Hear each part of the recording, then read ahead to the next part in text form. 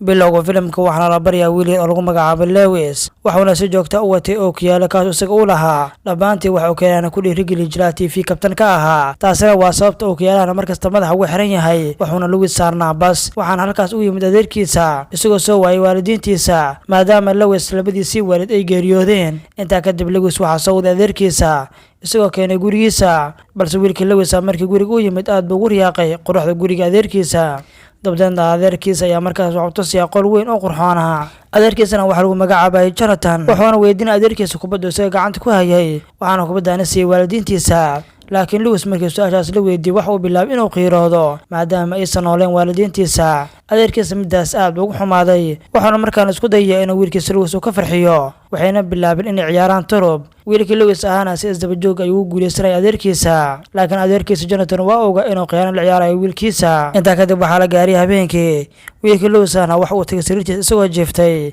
laakiin wiilkii yar ee Lewis waxa uu maqlay shanqar waa uuna soo toosaya waana soo baxaya soo shaqirtaas u soo hubiyo laakiin wiilkii Lewis markii uu banaanka u soo baxay waxa uu arkaya adeerkiisa toosh wati oo darbiga fiirinayay markuu midaas arkay wiilkii Lewis aad u baqay waa uuna soo cararay isagoo markaa soo laabtay guriga maalintii xigtayna wiilkii yar waxa uu soo aaday dugsigiisa maadaama wiilkan Lewis oo ku cusbaa iskuulka halkaan muusan ku leeyahay wax saaxiib ah inta kadib waxa halkaas ku baranaya wiilkan wuxuu noqday saaxiib wanaagsan laakiin wiilka saaxiibkiisa ayaa Lewis wax uu weydiinaya gurigaaga xagoo ku yaala wiilka Lewis ayaa wax uu tilmaamay gurigiisa isagoo u sheegay guriga uu degan yahay inuu yahay mid qadiimi ah waxaana ku yaala wadada dheer agteeda laakiin Lewis saaxiibkiisa ayaa markaas wax uu ku yiri war gurigaas aniga xitaa waan maqlay laakiin sidee baad halkaas ugu nooshahay maxaa yeelay meeshaas kuma nool wax bini'aadam ah maxaa yeelay gurigaasi waa guri halis ah dhowr jeer dad badan ayaa ku baaba'ay waxa markaas ka dambeeyay gurigaasi dib looma degin maxaa yeelay gurigaasi waxa deganaa ruuxan laakiin wiilkii Lewis markuu midaan maqlay aad buu u yaabay maadaama adeerkiisa Jonathan oo midaan u sheegin daawaday oo garowna aragaaga tijaabiyo sawirkan aad u jeedo waxaad ka soo dhax saartaa bahalo wixii aad sawirkan ku aragteen oo wada qaybta hoose inta kadib habeenkii wiilkii Lewis markii uu seexday waxa uu koryoonaya hooyadiisa waxaana markaas ku yiri hooyadiisa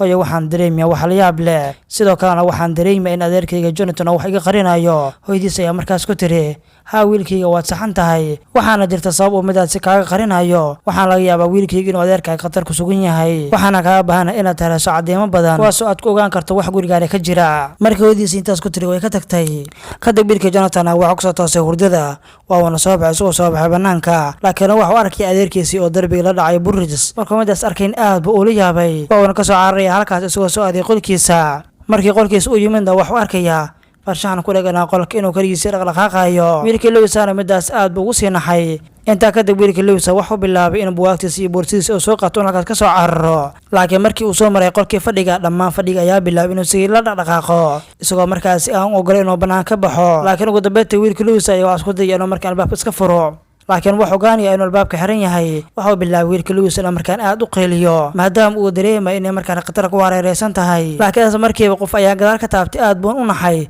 waxaana adeerkiisa Jonathan ayaa markaas waxa ku yiri maxaa kugu dhacay wiilkayga maxaana ka qaldan maxaad la cararaysaa waxaana markaas adeerkiisa ku yiri waan ka sheekeynay aniga cidaanahay aniga miyay qof bil'aadam ah waxaana saaxiib rag ah maxaa yeelay aniga minihin dad gurigaana labadeenaba aad baan u dhibsanay sababta gurigaana sanad badan waxa ku noolaa nin saaxir ah sidoo kale xaaskiisa ayaa la nooleed waxayna sameyn jirtay sixir kala duwan laakiin maalmaha ka mid ayaa loo adeegsaday sixir xun iyagoo halkaas ku dhintay laakiin dhimashadooda ka hor waxay markaas qariyeen saacadii guriga iyagoo markaas ku qariyay guriga dhexdiisa ilaa markaas aniga waxaan raadinayay saacadaasi haddii aan saacadaasi lahayn waxaan baran lahaa macnaha saacadaasi laakiin wiilkii Lewis ayaa markaas wax weydiinay maxay tahay saacada waxaana markaas ku yiri adeerkiisa waa sababta aan maalin walba gidaarka u raadinayo saacadaasi laakiin Lewis ayaa markaas wuxuu ku yiri adeerkiisa adeer waxaan rabaa in aniga xitaa ku caawiyo sidoo kalena waxaan rabaa inaan noqdo saaxir sida adiga oo kale waxaana jecelahay inaan barto sixirka sidoo kalena waxaan rabaa inaan sameeyo sixirka laakiin markii hore adeerkiisa ayaa ka diiday laakiin markuu ku adkaystay wiilkii Lewis waa uu ka aqbalay inuu baro sixirka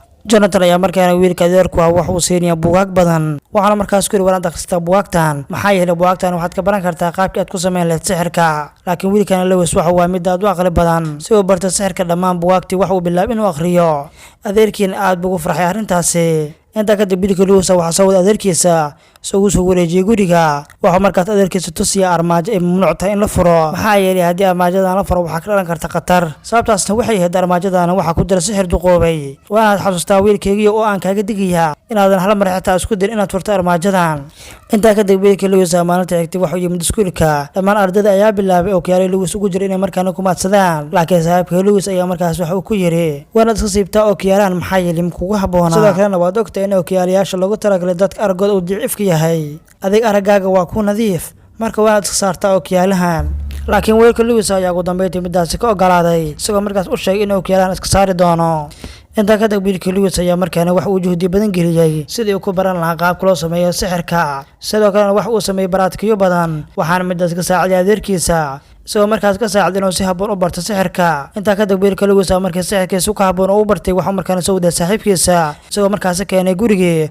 Wuxuu bilaabay inuu markaan u sharxo buugaagta isaga sixirka ka bartay. Sidoo kalena wuxuu tusiyay armaajadii oo adeerkiisa u sheegay inay mamnuuc tahay in armaajadan la furo. Intaa kadib wiilka Lewis saaxiibkiisa ayaa wuxuu furiyay armaajadii. Wuxuu markaan armaajadii ku arkaya buugii ayuu markaan soo qabtay isagoo bilaabay inuu buugii akhriyo. Laakiin waxa buugii kula dhigay wiilkii Lewis isagoo markaas ku yiri waa qalad inaad armaajadan furto oo akhriso wax ku jira. Laakiin saaxiibkiisii waa uu diiday. Laakiin ugu dambeyntii wiilkii Lewis wuxuu ka qaaday buugii saaxiibkiisa isagoo markaas ku celiyay halkii uu ka soo bixiyay. Wuxuu markaan Lewis saaxiibkiisa u sheegay inuu halkaan siiga tago. Saaxiibkiisina waa uu ka baxay gurigiisa. Maalintii xigtayna wiilkii Lewis waa uu soo baxay isagoo markaas yimid iskuulka. Laakiin saaxiibkiisii waa uu ka xanaaqsanaa maadaama uu guriga ku soo xumeeyay. Wuxuu bilaabay wiilkii Lewis inuu markaan saaxiibkiisii raali geliyo, laakiin saaxiibkiisii raali gelintiisa dheg jalaq uma siiyo. Intaa kadib habeenkii wiilkii Lewis ayaa wuxuu bilaabay inuu soo qaado buugiina wuxuu ku soo bixinay armaajada. wuxuuna soo baxay isagoo buugii banaanka ku soo bixiyay. wuxuuna doonay inuu la kulmo saaxiibkiisa isagoo raadinaya saaxiibkiisa ayaa markaas ka naxiyay. isagii saaxiibkiisa ayaa markaan is arkay. buugga ayay bilaabay inay markaan dhaqdhaqaajiyaan, laakiin buuggan jaljigiisa ayaa ah mid dhaqaaqaya.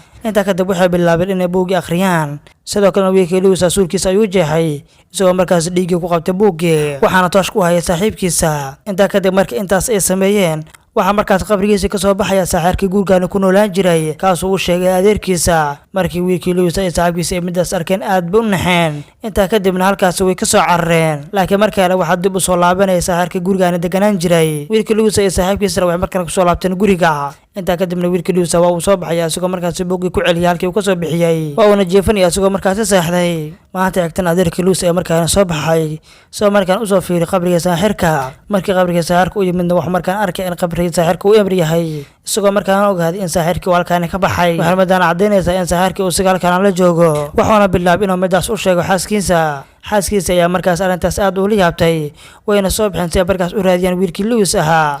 wiilkii Lewis ayaa markaan u yimaadeen, waxayna markaas weydiiyeen arrimihii ku saabsanaa qabrigii. waxayna markaas u sheegeen maadiga ayaa furay armaajada oona ka bixiyay buuggii ku jiray. wiilkii Lewis aana beer ma uusan sheegi karin maadaama dembigu ku cad yahay. wuxuuna sheegay inuu buugga halkaas ka bixiyay, laakiin isaga buuggii halkaas waa uu ku celiyay.